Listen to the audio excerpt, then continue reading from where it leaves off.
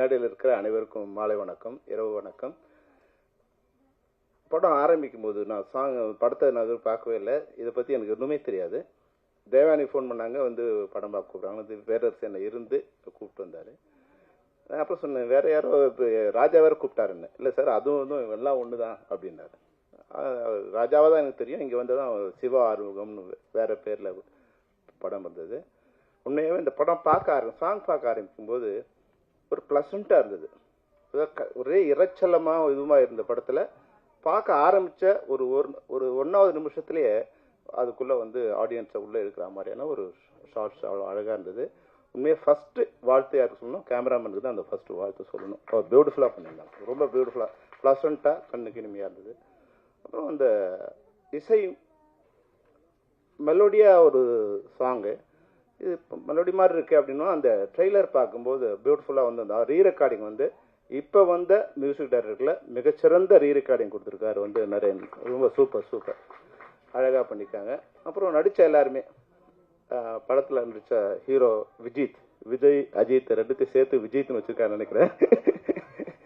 எனக்கு ஆனால் அவர் பார்க்கும்போது கார்த்திகை பார்த்த மாதிரி இருந்தது. ஒரு ப்ளசண்ட்டான ஒரு ஸ்மைல். நீங்கள் நிச்சயமாக வந்து தமிழ் சினிமாவுக்கு நீங்கள் ஒரு நல்ல ஹீரோ வருவீங்க. நிச்சயம் இப்படியே நீங்கள் ஒரு அன்பாகவும் பணிவாகவும் இருக்கணும். எவ்வளோ உயரத்துக்கு வந்தாலும் தேவயானி மாதிரி நீங்கள் வந்து 100வது படத்தை தொடர்ந்தாலும் வாசலில் நின்று வரவேற்ற ஒரே ஹீரோயின் தேவயானி தான். அது மாதிரி நீங்கள் வரவேற்கலாம் பரவாயில்ல, வணக்கம் சொல்லணும். நீங்கள் 100வது படத்தில் எங்களுக்கு வணக்கம் சொல்லணும். அவ்வளோ அழகாக இருந்தது. அதுபோல் ஹீரோயின் பேர் வந்து கண்மணி, அழகான தமிழ் பேரில். இப்போ ரொம்ப நாள் கழிச்சு ஒரு பேர் தமிழ் பேரில் ஒரு கண்மணின்னு ஒரு ஹீரோயின் பார்த்தோம். ஒரு ப்ளசண்ட்டான ஃபேஸாக இருந்தது. இல்லை, இந்த படம் நம்ம சொல்லுவோம் நல்ல படம் வரணும்னு. ஆனால் நல்ல படத்தை ஓட வச்சா தானே நல்ல படம் வரும். இப்போ இந்த படம் பார்த்தோம், நிச்சயமாக வந்து ஒரு சமூகத்துக்கு என்ன மாதிரியான ஒரு படம் வேணுமோ அது மாதிரி ஒரு படம் பண்ணியிருக்காங்க. இந்த படத்தை ஓட வச்சாதான் நல்ல படத்தை அடுத்தவங்க எடுப்பாங்க.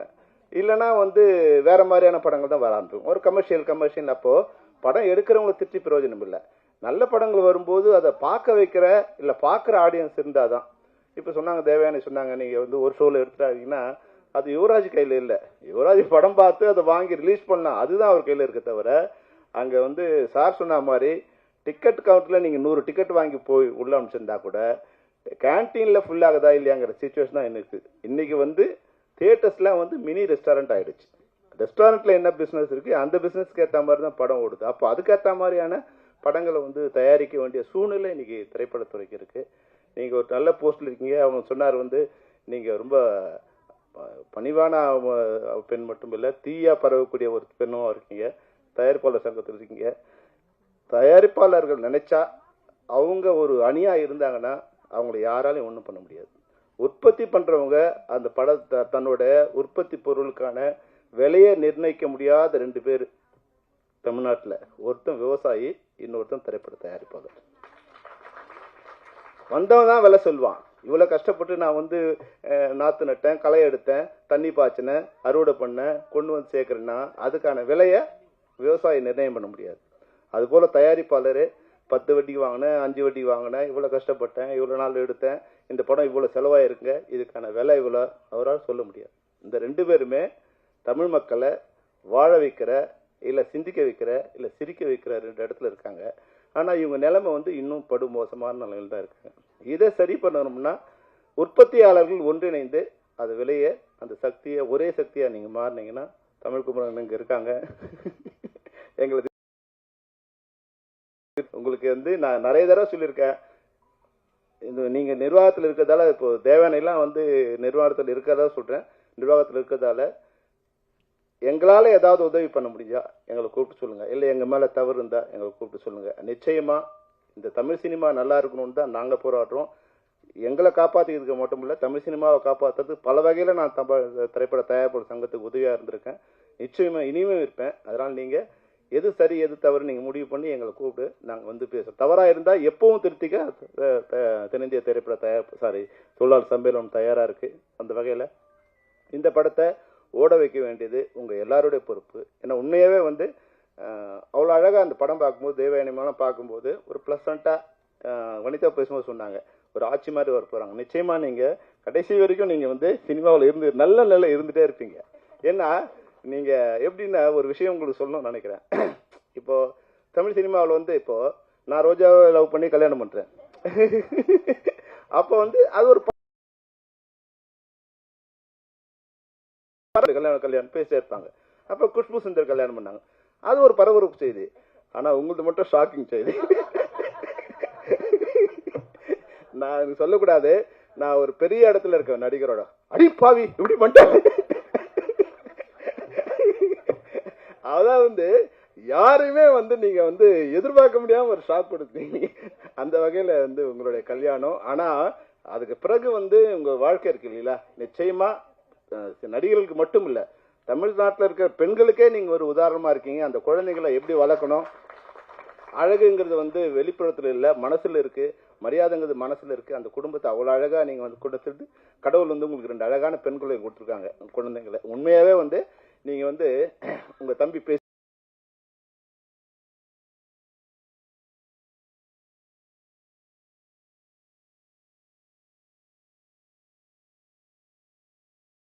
சினிமா அவ்வளவு அழகா சொல்லிருக்காரு.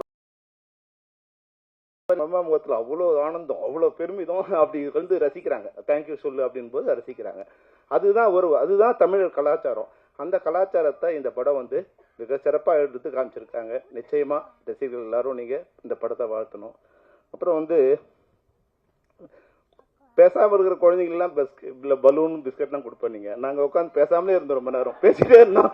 எங்க பலூன் சாக்லேட்லாம் கொடுப்பீங்கன்னு நினைச்சேன், அது கொடுக்காம விட்டீங்க. இன்னொரு விஷயம் என்னன்னா, இந்த கத்திரி வெயிலுக்கு ஒரு குடை வந்து எப்படி வந்து ஒரு சிறப்பா இருக்குமோ, அது மாதிரி வந்து கத்திரி வெயிலா காஞ்சி போயிருக்கிற தமிழ் சினிமாவுக்கு இந்த நிழற்குடை வந்து ஒரு சிறப்பான குடையா இருக்குங்கிறதா. அது மாதிரி அண்ணனுக்கு தம்பிக்கு ஒரு வாழ்த்து, அது ஒரு வேண்டுகோள். நீங்க சிவப்பா இருந்தீங்க, கருப்பா இருந்தீங்க, இப்ப தூய்மையா இருக்கீங்க, எந்த வண்ணமும் இல்லாம தூய்மையா இருக்கணுங்கிறதா எங்களோட ஆசை. நன்றி, வணக்கம்.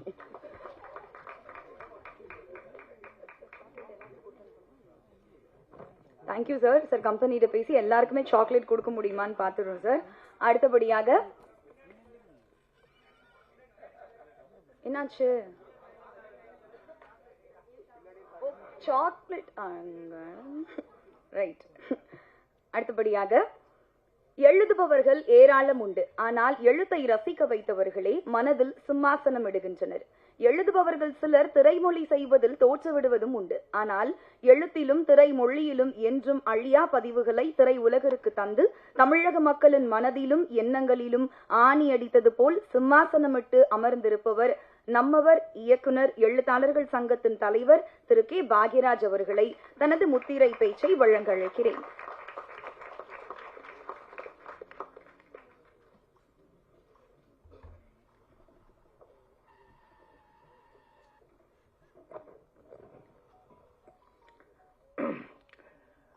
மரியாதைக்குரிய பத்திரிகை மற்றும் டிவி ஊடக நண்பர்கள் மற்றும் முன்னால் உட்காந்துருக்க அனைத்து மரியாதைக்குரிய நண்பர்கள், அதே மாதிரி இங்கே மேடையில் உட்காந்துருக்க அனைத்து நண்பர்களுக்கும் என்னுடைய பணிவான வணக்கத்தை தெரிவிச்சுக்கிறேன். இங்கே ஒரு 3 பேர்த்துக்கு நான் ரசிகன். அதில் முதலாள் வெளியே போயிட்டாங்க, அவங்க இங்கே இருந்தால் நல்லா இருந்திருக்கும். நமிதா, அந்த ஒரு சீன் எனக்கு மைண்டில் அப்படியே நின்றுக்கிட்டே இருக்கு. நமிதா அது இன்னும் எனக்கு மைண்ட் விட்டு போகவே இல்லை. நமிதாவை பார்த்ததுலேருந்தே எனக்கு அதே தான் மைண்டில் நிற்கிது அந்த சீன். அற்புதமான சீனு.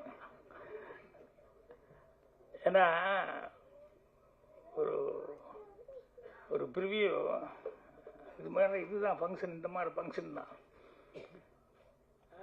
நமிதா வர்றாங்க, இப்படி இந்த பக்கம் இருந்து என் பையன் சாந்தனு வர்றான். இந்த 2 பேரும் அப்படின்னு பார்த்து அப்படியே அக் பண்ணி பிடிச்சாங்க பாரு. 2 பேரும் அப்படி அக் பண்ணி இது பண்ணிட்டு அப்புறம் திருமணம்னா நடுவில் நான் இப்படியே உட்காந்து பாட்டுருக்கேன்.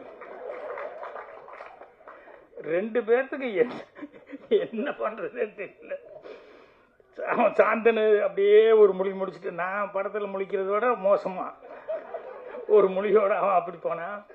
நமிதாவும் அதே மாதிரி சைலண்டாக போனாப்புல. ஆனால் நான் மட்டும் ரொம்ப ரசித்தேன். இப்படி ஒரு சீன் வந்து எப்போ பார்க்க முடியும் அப்படிங்கிற மாதிரி. அது அவனை வச்சுட்டு சொல்லியிருந்தா நல்லா இருந்திருக்கும். ஸோ அடுத்தபடியாக இன்னொருத்தருக்கு ரொம்ப ரசிகம். என்னன்னா, மேடையில் எல்லாரும் மைக்கு கிடைச்சா எல்லாரும் பேசுகிறோம், ஆனால் அவ்வளவு ஆளுமையோடு பேசுறது அப்படிங்கிறது சீமானவர். அது பல தடவை அவருடைய பேச்சை கேட்டு ரசித்து நான் ஃபோன் பண்ணியும் பேசியிருக்கேன், நான் மற்றவங்ககிட்டையும் சொல்லியிருக்கேன். ஏன்னா எல்லாத்துக்கும் வராது, அங்கங்கே தகராறாகவும் தடுமாறும். ஆனால் சீமானுக்கிட்ட என்றைக்குமே அந்த தடுமாற்றமே இல்லை. ஸோ அதை எப்பவுமே அவர் பேசுகிறது எங்கே வந்தாலும் டக்குன்னு உட்காந்து கேட்டுட்டு இருப்பேன். ஸோ அவருக்கு ரசிகன். மூணாவது ஒருத்தருக்கு ரசிகன் நான். அதை பாதி செல்வமணி தொட்டு விட்டு போனார். ஏன்னா எனக்கு பாக்யராஜ்னு சொல்லி பேர் வச்சது உண்மையிலேயே எங்கள் அம்மா எப்படி நினச்சி வச்சது தெரியல. உண்மையிலேயே அந்த பாக்கியம் எனக்கு கிடைச்சது எனக்கு ஒரு ஆச்சரியம். எங்கள் அம்மா எனக்கு இப்படி பேர் வச்சாங்களேன்னு நான் வந்ததுலேருந்தே கேட்டுக்கேன். ராஜகுமாரன் உண்மையிலேயே ராஜகுமாரன் தான் பேரா, இல்லை சினிமாவுக்கு வந்து ராஜகுமாரன் பேர் வச்சுட்டாரா? ஏன்னா தேவயானி கிடைக்கும் போது உண்மையிலேயே ராஜகுமாரன் ஆயிட்டாரு. ஸோ தேவயானி அவங்களுக்கும் நான் ரசிகன். என்னென்னா அந்த ப்ளசண்ட் ஃபேஸ், அந்த சிரிச்ச முகமாக அன்பு வடியுது அப்படின்னு சொல்லுவாங்கள்ல, இந்த கேரக்டர் தான் சொன்னாங்க. இந்த படத்தில் கேரக்டர் என்ன அப்படின்னு சொல்லிட்டு எந்த படத்தில் வந்தாலும் அவங்க கேரக்டர் வந்து அவங்களுடைய சீன், அவங்களுடைய அந்த ஃபேஸ் அவ்வளோ ப்ளசண்ட்டாக பார்த்துக்கிட்டே இருக்கலாம் போல் இருக்கும். இதில் வந்து குழந்தைகளுக்கு வந்து இது அந்த கேரக்டர் எனக்கு ஸ்னாப்சிஸ் அனுப்பிச்சப்போ பார்த்தேன். ஸோ அது அந்த அளவுக்கு அவங்கக்கிட்ட வந்து அந்த அவங்க தம்பி பேசும்போது சொன்னாப்புலையே, அம்மாவை நான் பார்க்கல, ஆனால் எனக்கு அம்மாவை விட இவங்க தான் எனக்கு மைண்டில் வருது அப்படின்னு சொல்லிட்டு அதை தான் அவரும் செல்வமணி நான் கவனிச்சுக்கிட்டே இருந்தேன், அவ்வளோ ரசித்தாங்க அப்படின்னு சொல்லிட்டு. அது கூடவே இன்னொன்று சொன்னார், என்னென்னா அந்த குழந்தைங்க பேசும்போது அவங்க அம்மாக்கள் எப்படி ரசித்தாங்க அப்படின்னு சொல்லிட்டு. ஸோ அந்த வகையில் அவங்களையும் நான் ரொம்ப ரசித்து பார்க்குறேன். சந்தோஷமாக இருந்தது. படத்தில் ஆரம்பத்தில் வந்து ஓப்பனிங்கே டைட்டில் அந்த டிசைனோட நிழல் குடை அப்படின்னு வந்தது. அந்த ரீரிகார்டிங்கும் அந்த டிசைனும் வந்து அவ்வளோ எடுப்பாக இருந்தது. அந்த ஆர்ஆர் அவ்வளோ பிரமாமாக மியூசிக் டைரக்டர் அவ்வளோ அழகாக ஸ்டார்ட் பண்ணி அதுக்கப்புறம் சாங் வந்துருச்சு. ஸோ அவ்வளோ சிறப்பாக பண்ணியிருந்தார். அவர் இல்லாமல் அப்புறம் ஹீரோ ஹீரோயின் அந்த 2 குழந்தைங்க நடித்தவங்க, இன்னும் படத்தினுடைய டெக்னீஷியன்ஸ் எல்லாருக்கும் இப்போ என்னுடைய அட்வான்ஸு வாழ்த்துக்களை தெரிவிச்சுக்கிறேன். இந்த படம் வந்து எனக்கு என்னமோ ஒரு நம்பிக்கை இருக்குது. என்னென்னா சில பேர் வந்து சினிமாவில் வந்து luck favours to fools only அப்படின்னு சொல்லுவாங்க. அந்த மாதிரி எனக்கு சில பேரெல்லாம் வந்து எப்படிடா இவங்களுக்கு படம் வந்துக்கிட்டே இருக்குது அப்படின்ட்டு இருக்கு. சில பேருக்கு ஏன்டா இவங்களுக்கு படமே வரல, இனத்தினால்டா படம் வரல அப்படின்ட்டு. உண்மையிலேயே அதிகமான் வந்து அந்த லிஸ்ட்டில் எனக்கு அதிகமான் ரொம்ப நாளாக மைண்ட்லேயே இருந்துட்டு இருக்காரு. என்னென்னா அவருக்கு தான் நியாயமாக பார்த்தா அவர் தான் கண்டினியூஸாக படம் பண்ணணும். ஏன்னா அந்த திறமை அவர்கிட்ட இருக்குது. அவர் நேரேட் பண்ணும்போது நான் கேள்வி கேட்டேன். அதே மாதிரி சாந்தனுக்காக கூட ஒரு படம் செஞ்சு பிஜி ஏர்லைனில் போய் ஷூட்டிங்லாம் பண்ணி அவ்வளோ நல்லா இருந்த அந்த படம்.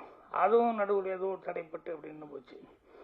ஸோ அந்த மாதிரி சில நேரங்களில் வந்து 1 கிலோ அறிவாளியாக இருந்தாலும் ஒரு 10 கிராம் அதிர்ஷ்டக்காரங்கிட்ட கை கட்டி தான் நின்னாகணும் அப்படின்னு சொல்லுவாங்க. அந்த மாதிரி சினிமாவில் சில நேரங்களில் வந்து அதிர்ஷ்டம் சில பேர் திறமைசாலிகளுக்கு வந்து கை கொடுக்காமல் இருக்கு. அது எனக்கு ரொம்ப மனசு கஷ்டமாக இருந்தது. ஸோ அதிகமான் அவர்கிட்ட ஒர்க் பண்ணவர் இவர் சிவா ஆறுமுகம் அவர்கள் அப்படின்னு சொல்லும்போது இந்த தேவயானிலாம் இவ்வளோ தடவை கேட்டாங்கல்ல, கேட்கவே வேணுங்கிறது இல்லை. கண்டிப்பாக இந்த படம் வந்து படம் நல்லா பண்ணியிருப்பாங்க. கண்டிப்பாக படம் வந்து ஸ்லோ பிக்கப் ஆகும். அது ஓப்பனிங் இருக்கோ இல்லையோ ஸ்லோ பிக்கப் ஆகும். அந்த அளவுக்கு படத்தில் அதிகமானலாம் வந்து அவரே வந்து ரொம்ப இன்வால்வ் ஆகி இந்த படத்துக்காக வாங்கன்னு சொல்லி கூப்பிட்டாரு. அதே மாதிரி பாலசேகர் வந்து அவரும் வந்து அவசியம் இந்த படத்துக்கு நீங்கள் வரணும் சார், அந்த ஆடியோ ஃபங்க்ஷனுக்கு வரணும் அப்படிங்கிற மாதிரி எல்லாம் கேட்டேன். எதுக்குன்னா அந்த டைட்டில் வந்து நிழல் குடைன்னு வச்சுருக்காங்களே, இவருக்கு இந்த டைரக்டருக்கு வந்து நிழல் குடையாக இவங்கெல்லாம் இருக்காங்க, அதிகமானமா நிறைய நண்பர்கள்லாம் இருக்காங்க. பர் சீமான் இவ்வளோ வேலைக்கு நடுவில் வந்து அவர் வந்து இல்லை நான் கடைசி வரைக்கும் இருந்து பேசிட்டு தான் போகணும், எல்லாம் குடும்பமாக ஆகிட்டாங்க அப்படின்னு சொல்லி சொன்னார். ஸோ நிழல் குடை அப்படிங்கிறதுனால நான் அது சம்மந்தப்பட்டது ஒரு 2 விஷயம் மட்டும் சொல்லணும்னு நினைக்கிறேன். ஒன்று வந்து என்ன அப்படின்னா, ஒருத்தர் ஜூனியர் ஆர்டிஸ்ட்டு என்னைக்காவது வந்துடுவோன்னு நினச்சார், கடைசியில் ஜூனியர் ஆர்டிஸ்டாகவே இருந்தார். பெருசாக வர முடியல. அட்லீஸ்ட் அதுலேயாவது கொஞ்சம் வருமானத்தோடு இருந்தாருன்னா அதுவும் இருக்க முடியல. கடைசியில் அதுலேயும் அதோடையே கல்யாணம் முடிச்சு குழந்தையெல்லாம் பெற்று குழந்தைய பெருசாகி பொண்ணு கல்யாணம் வச்சுட்டாரு. கல்யாணம் வச்சதுக்கப்புறம் பார்த்தா கையில் பேசின வரதட்சணைப்படி காசு அவர் எதிர்பார்த்த இடத்துல வரல. எம்ஜிஆர் படங்கள் நிறையா படங்களில் வந்து ஜூனியர் ஆர்டிஸ்டாக அவர் கூடவே கூட அங்கங்கே ஏதோ டைலாக் பேசியிருக்காரு. சரி கோட்டைக்கு போய் எப்படி நம்ம உள்ளே போக முடியும் அப்படின்னு சொல்லிட்டு போய் அங்கே நின்றுருக்காரு. உள்ளே விட மாட்டேங்கிறாங்க. எப்படியோ தடுமாறி கூட்டத்தில் நின்றுட்டு அவர் வந்து கார் ஏறும்போது பேர் சொல்லி தலைவரா அப்படின்னு அவர் கூட்டத்துலேருந்து பார்த்துட்டார். கூட நடித்தவங்க அவருக்கு என்ன அரசியலுக்கு வந்தாலும் அந்த சினிமாங்கிறது வந்து கடைசி வரைக்கும் அவர் போகல, அவருக்கு பிளட்டில் இருந்துக்கிட்டே இருந்தது கடைசி வரைக்கும் சினிமாங்கிறது. பார்த்தோன்னே நான் நம்ம கூட நடித்தவன் நம்ம கூட நடித்தாள் அப்படின்னு சொல்லிட்டு என்ன வா வான்னு சொல்லி கூப்பிட்டுது. என்ன அவ்வளவு கூட்டத்துக்கு நடுவில் பொண்ணு கல்யாணம் காசு ரெடி பண்ண முடியல, நிறுத்தலாமா கேன்சல் பண்ணிடலாமாங்கிற அளவுக்கு இருக்குது, என்ன தெரியுதுங்களா அப்படிங்கிற மாதிரி கேட்டார். எழுதி என்ன தேதி எல்லாம் எழுதி கொடுத்துட்டு போ, கல்யாணம் ரேட்லேயே வச்சுக்கோ, தேதி மட்டும் கரெக்டாக உதவியாளருக்கு எழுதி கொடுத்துட்டு போயிடு அப்படின்னு. அவர் அவ்வளோ சந்தோஷப்பட்டு போய் கல்யாணத்தை கரெக்டாக ஃபிக்ஸ் எல்லாம் பண்ணி எல்லாம் இது பண்ணிட்டாரு. ஒரு வாரம் கல்யாணம் இருக்கு. ஒரு 2 நாளைக்கு முன்னால் அவர் தலைவர் உடம்பு சரியில்லாமல் போயிட்டார்.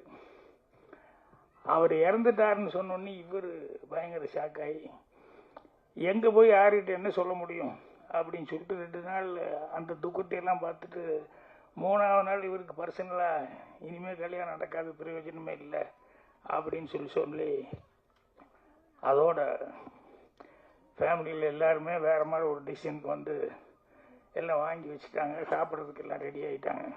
நைட்டில் அந்த டைமில் கதவு தட்டுற சத்தம் என்னன்னா, கதவு திறந்த நான் சிஎம்மோட பிஏங்க அப்படின்னா அப்படியே ஷாக்கோடு பார்த்தா, இல்லை எப்படி அவர் நோட் பண்ணி வைன்னு என்ன சொல்லியிருந்தாரு, நான் நோட் பண்ணி வச்சேன், என்கிட்ட கொஞ்சம் பணத்தை கொடுத்து அப்பா போகிறோம் அவங்களுக்கு முதலே கொஞ்சம் கொடுக்கணும், அதனால் எதுக்கு நீ கையில் வச்சுட்டு ஞாபகப்படுத்து, ஏன்னா நம்ம ரொம்ப நம்பிக்கையோடு இருந்துப்பான் அந்த ஆள் அப்படின்னு சொல்லி கொடுத்துட்டு போனார்.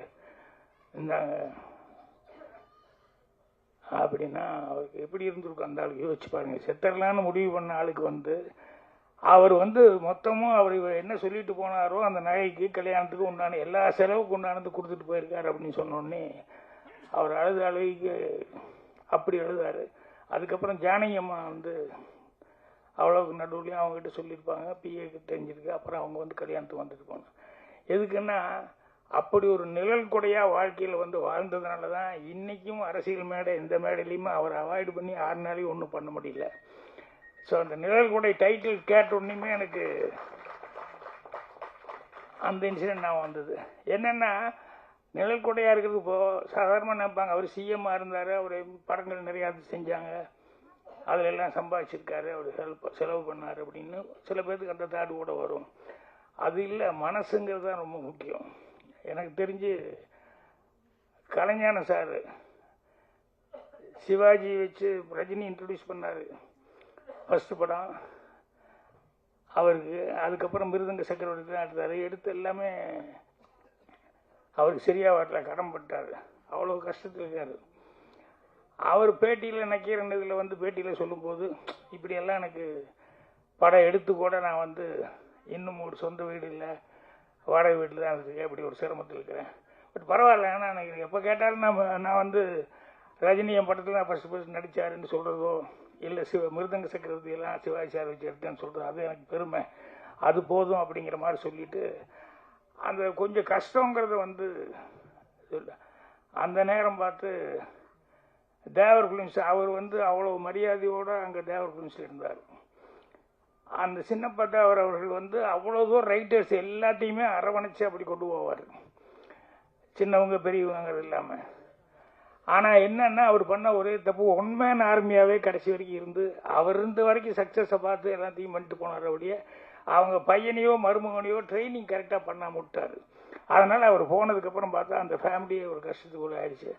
அந்த நேரத்தில் ஏதோ ஒரு அவங்க குடும்பத்துக்கு கஷ்டம், இவர் காதுக்கு வருது, ஐயோ அதுக்கு நம்ம ஒரு பணம் கொடுத்து ஹெல்ப் பண்ண முடியாமல் இப்படி உட்காந்துருக்குமே அப்படின்னு சொல்லிட்டு நம்மளே இவ்வளோ சிரமத்தில் உட்காந்துருக்குமே அப்படின்னு சொல்லும்போது இவருடைய பேட்டியை பார்த்துட்டு சேலத்திலிருந்து ஒரு அட்வொகேட்டு, அவருக்கு இவரை தெரியாது கலைஞானத்தை பற்றி, ஆனால் இவர் பேட்டியை பார்த்துட்டு இப்படியெல்லாம் நீங்கள் கஷ்டப்பட்டு இவ்வளோ தூரம் லைஃப்பில் வந்து வைக்கீங்க, ஸோ ஏதோ உங்கள் கஷ்டத்துக்கு என்னால் முடிஞ்சது நான் அனுப்பிச்சி வைக்கிறேன்னு சொல்லி ஒரு 10,000 ரூபா வந்து அவருக்கு அனுப்பிச்சிருக்காரு. கலைஞானன்னா அப்படியே ஒரு சந்தோஷம்னா அப்படியே ஒரு சந்தோஷம். நம்ம கொடுக்க முடியலையே நினைச்சோம், நமக்கு வந்து எங்கேயோ இருந்து இப்படி ஒரு 10,000 ரூபா வந்து அப்படியே எடுத்து கொண்டு போய் தேவர் ஃபிலிம்ஸ் அந்த குடும்பத்துக்கு கொண்டு போய் கொடுத்தாரு. அதுதான் மனசு. காசு இருந்த ஒருத்தன் செய்யறதுங்கிறது பெரிய சமாச்சாரம் இல்லை. அவருக்கே அவ்வளோ கஷ்டத்தில் இருக்காரு, பேட்டி கொடுத்துட்டு இருக்காரு. ஆனால் அவருக்கு ஒரு 10,000 ரூபா வந்தது அப்படின்னு சொன்னோடனே அதை கொண்டு போய் அந்த நம்ம வேலை பார்த்த இடம் நம்ம அங்கே தான் இருந்து சாப்பிட்டோம் அப்படின்னு சொல்லிட்டு அவங்களுக்காக செஞ்சார். அதுதான் மிகப்பெரிய சமாச்சாரம். ஸோ நிழல் குடை அப்படின்னு சொல்லும்போது இந்த கேரக்டர் வந்து கண்டிப்பாக இது வந்து தேவயானி மேலே தான் அந்த டைட்டில் வந்திருக்கும்னு நினைக்கிறேன் நான். கரெக்டாக? ஸோ தேவயானி வந்து கடைசியில் கிளைமேக்ஸ் சொன்னாங்க, அந்த குழந்தை வந்து மிஸ் ஆகிறது, அதுக்கப்புறம் எல்லாமே ஒன்று சேர்றாங்க அப்படின்னு சொல்லிட்டு. ஸோ படத்துக்கே நிழல் குடையாக வந்து அவங்க இருந்திருக்காங்க. அதே மாதிரி அந்த சிவா ஆர்மம் அவர் வந்து எங்கிட்ட பேசும்போது அந்த டைட்டில் தர்ஷன் சிவா என் பையனையும் நடிக்க வச்சிருக்க சார், இவரே சோதனை பையனை நடிக்க வைக்கணும் அப்படின்னு சொல்லிட்டு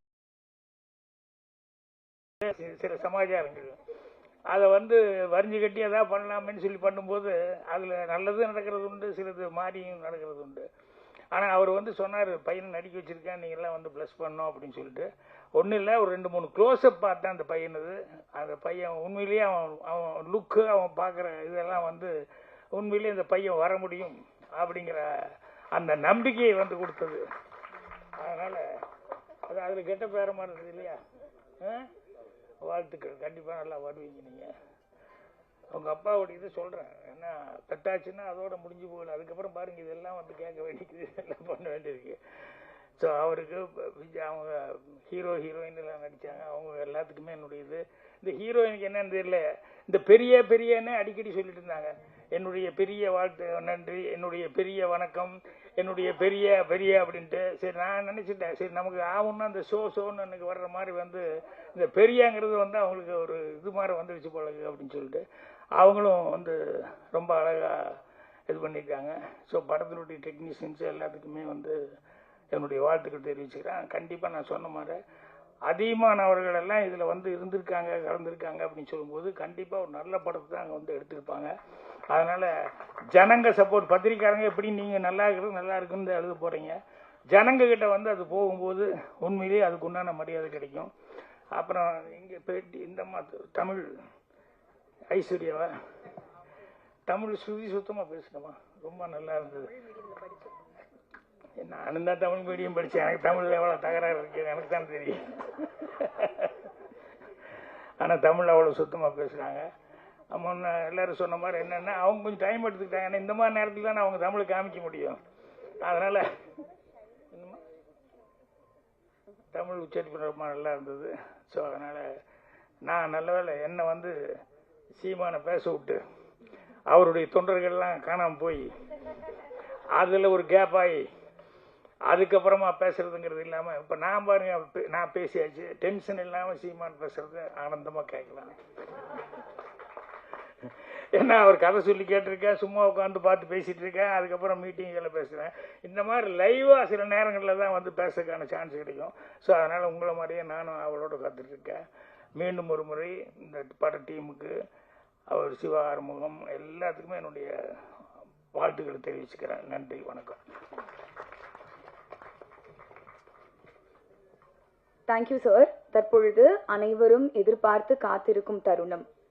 ஆம், இசை வெளியீட்டுக்கான நேரம். வழக்கமா வந்து ஒரு வட்ட வடிவு தட்டுல தான் நம்ம வந்து ஆடியோவை வெளியிடுவோம். ஆனா இந்த வாட்டி படத்தோட தலைப்பு நிழற்குடை அப்படின்றதுனால குடை வடிவிலேயே ஆடியோவையும் வெளியிடலாம் அப்படின்ற ஒரு ஐடியாவோட வந்திருக்கோம்.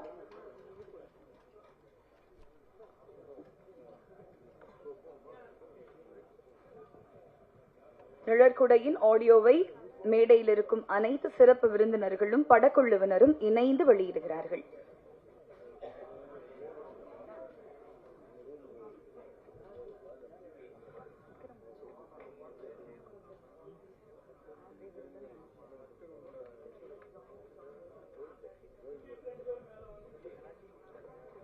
நிஹாரிகா, அஹானா, நிஹாரிகா ப்ளீஸ் மேடைக்கு வாங்க.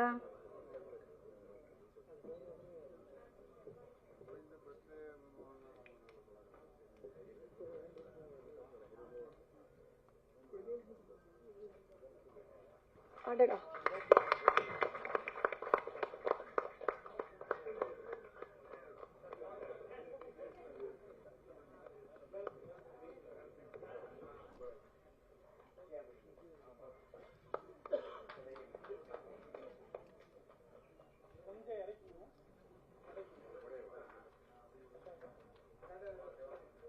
அழகான முயற்சிக்கு நன்றி. இதுக்கு உறுதுணையா இருந்தவங்களுக்கும் நன்றி.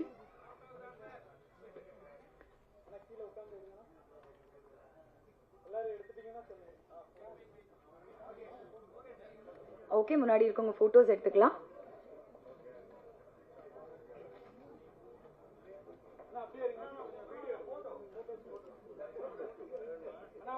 கொடை வேணுமா?